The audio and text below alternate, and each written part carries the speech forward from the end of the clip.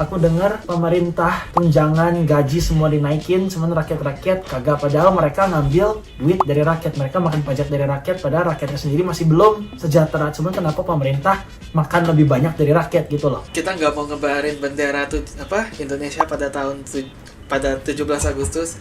Ayo kita ngebaharin bendera One Piece. Sampai banyak isu kan kemarin ini mau dibikin bendera One Piece ilegal lah.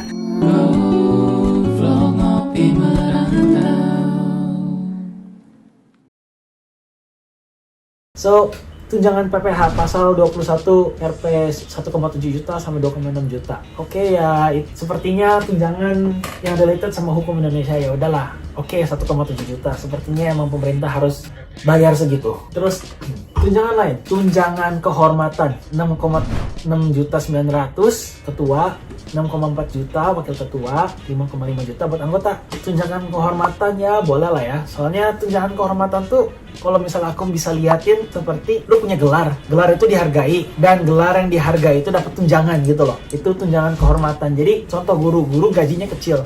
Cuman ada kemungkinan guru juga dapat tunjangan kan. Coba lihat tunjangan guru.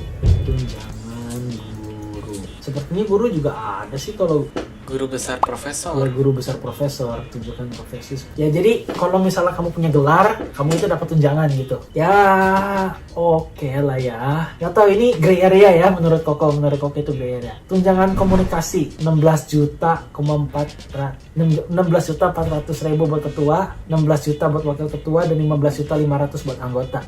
Nah ini tunjangan komunikasi ini buat apa ini? Komunikasi itu apa? Komunikasi? Buat ngomong. Iya buat ngomong. Ngomong ke siapa? Uang bulanan yang diberikan kepada pimpinan dan anggota DPRD untuk mendorong perikatan kinerja mereka dalam menjalankan tugas dan fungsinya. Wow, itu nggak penting. Jadi tunjangan komunikasi itu tunjangan buat kerja. Tunjangan buat kerja untuk memperjalankan tugas dan fungsinya kepada pimpinan dan anggota DPRD untuk mendorong peningkatan kinerja mereka dalam menjalankan tugas dan fungsinya. Oke, jadi kamu sebagai anggota DPR dikasih gaji 5 juta, dikasih uang jabatan 18 juta 900, 15 juta sama 9,7 juta per anggota, dikasih tunjangan kehormatan 6 juta, 5 jutaan. Terus itu kan harusnya udah oke gitu ya. Jadi tunjangan komunikasi itu buat apa gitu loh? Ya buat duit ekstra kan? Ya duit ekstra mendorong peningkatan kinerja mereka dalam menjalankan tugas dan fungsinya. Jadi iyalah pantas orang-orang pada komplain sepertinya ini juga ya. Cuman ini bukan bagian dari yang paling aneh gitu ya. Ya oke lah, yaudah kasih mereka DPR lah. Terus tunjangan peningkatan fungsi pengawasan dan anggota. Oh, buat mengawasi aja dapat tunjangan. Berarti ketuanya 5 juta, 4,5 juta buat wakil ketua, 3,7 juta buat anggota. Yaudah, bantuan listrik dan telepon. Berarti dikasih 7,7 juta lagi buat bayar listrik, bills dan lain-lain di rumah. Ini lumayan gede ya menurut Koko. Fasilitas kredit mobil. Ini per periode dapat 70 juta. Berarti kredit mobil aja dibayarin. Terus asisten anggota. Segala dibayarin. Ya, asisten anggota. Udah dikasih gaji, dikasih tunjangan, dibayarin semuanya. Total ini satu orang bisa dapat ratusan juta per bulan. Asisten anggota 2,25 juta. Sama yang paling gak masuk akal nih menurut Koko, yang banyak yang gak dibahas juga, tunjangan perumahan. Itu 50 juta per bulan. Nah, itu dapat angka 50 juta per bulan itu dari mana? So, oke, aku sekarang di Australia. Di Australia aja aku tinggal di CBD, di Central Business District di City, di rumah apartemen yang lumayan bagus. Itu tuh per minggu kurang lebih bisa 5 juta, 4 juta per minggu, bukan per hari. Kenapa bukan per hari? Kok dapat artikel lagi nih ya di Tempo kalau nggak salah. Nih. Kemarin Wakil Ketua DPR Anies Kadir dia tuh pernah ngomong tunjangan 50 juta itu udah ada hitungannya. Terus hitungannya tuh kosan sebulan itu tuh seharusnya biasanya 3 juta kan. Wakil Ketua DPR Anies Kadir meralat pertanyaan soal tunjangan rumah sebesar 50 juta untuk membiayai kosannya mereka dengan asumsi harga 3 juta per hari. 3 juta per hari? Itu 3 juta per hari? Iya, 3 juta per hari itu kosan di mana gitu ya? Kalau di sekitar sini kan ngontrak atau kita kos kan 3 juta per bulan. Didapatkan 50 juta per bulan. Kalau kita 3 juta, kita kalikan 26 hari kerja, berarti 78 juta per bulan. Padahal yang didapat cuma sekitar 50 juta per bulan. Di Australia aja, di CBD, lu di apartemen luxury, di apartemen di tengah kota aja ya give or take bisa $400 per minggu, berarti sekitar 1.600 sampai 2.000 dolar per bulan. Cuman 3 juta per hari itu dari mana gitu ya? 3 juta kali 12 bulan kata Adis. Hah? Kalau 3 juta per bulan ya masuk akal lah. Cuman kalau misalnya 3 juta per hari kan gak masuk akal sama sekali. Terus 3 Di juta, Indonesia lagi. contoh biaya sewa rumah kurang lebih itu 3 juta kan, dikali 12 bulan. 3 kali 12 berapa? 36. Berarti sebenarnya per tahun itu tuh seharusnya tunjangan rumah itu tuh 36 juta per tahun. Bener nggak kalau misal diasumsikan 3 juta per bulan? Bener nggak? Masih belum ngerti. Iya, pokoknya begitulah. Harga rumah buat bayar kosan, kalau diasumsikan itu 3 juta per bulan, 1 tahun itu 12 bulan. 3 juta dikali 12 itu 36 juta.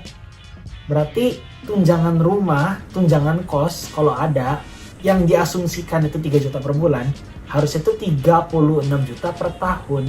Cuman ini dapat angka 50 juta per bulan tuh dari mana? Itu maksud Koko. Jadi calculationnya doesn't even make sense. Yes, exactly.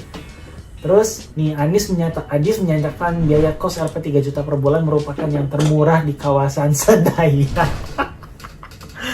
Iya, 3 juta per bulan. 3 juta per bulan bukan 3 juta per hari. Untuk pengganti rumah dinas yang tidak ada, anggota DPR dengan sekitar 50 juta. Uang sewa rumah itu uang kos dengan harga 3 juta sebulan. Saya rasa masih make sense dengan tugas-tugas kenegaraan mereka, kata dia. Terus ada rebuttal lagi nih. Setelah menyimak pertanyaan itu, ada orang namanya Jerome. Jerome merupakan lulusan Universitas Wasada, jurusan matematika. Terapkan itu mencoba menghitung ulang hasil kalkulasi Adnis Kadir. Jerome tuh Jerome Pauline. Gak tahu, pokoknya dia lulusan Universitas Wasada jurusan matematika lah. Dia menjelaskan tunjangan rumah sebesar 50 juta, seorang anggota parlemen masih tersisa sebesar 47 juta jika harus mengeluarkan uang sebesar 3 juta per bulan untuk biaya kosnya. Jadi kalau misalnya 3 juta per bulan udah paling murah, oke.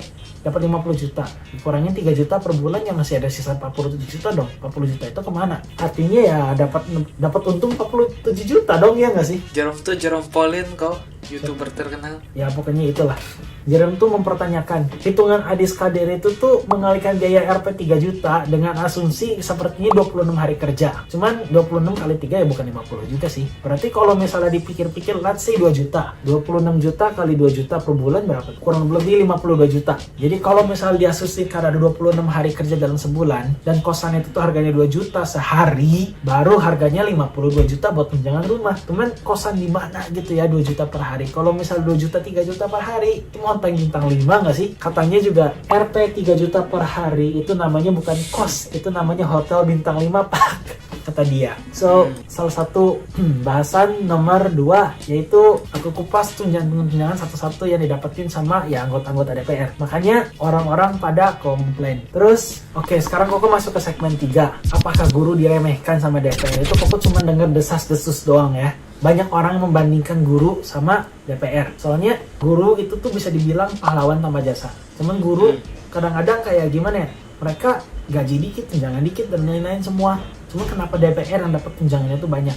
Padahal DPR tuh sering ngekritik kalau misalnya SDM Indonesia tuh rendah. Salah satu contohnya tuh dari Gen Z. Gen Z itu tuh banyak sekarang, emang ini krisis Gen Z sekarang salah satu contohnya. Gen Z itu sekarang banyak yang menurut employer, menurut bos-bos itu tidak bisa dipekerjakan. Kenapa? Soalnya mereka tuh banyak komplain, mereka nggak bisa ngapa-ngapain, terus alasan burnout dan lain-lain terus-terusan, nggak mau kerja, datang selalu telat. Jadi banyak orang yang nggak mau employ Gen Z, loker banyak, lowongan kerja banyak banget. Cuman pengangguran terutama Gen Z di Indonesia itu sangat tinggi. Berarti yang harusnya diperkembangkan itu tuh apa? Yaitu edukasi di Indonesia. Bukan tunjangan-tunjangan DPR yang sepertinya nggak terlalu masuk akal ya.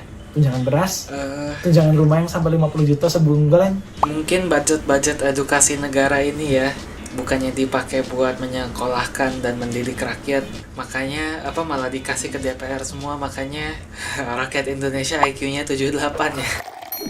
Hey, jangan skip dulu video ini. Percaya nggak kalian kalau aku bisa bikin kartu ini melayang ya? Kalau aku bisa, kalian harus janji subscribe ke channel-channel kami dan tonton video kami yang lainnya ya. Ayo kita lihat. Hey, melayang beneran ini. Sesuai janji.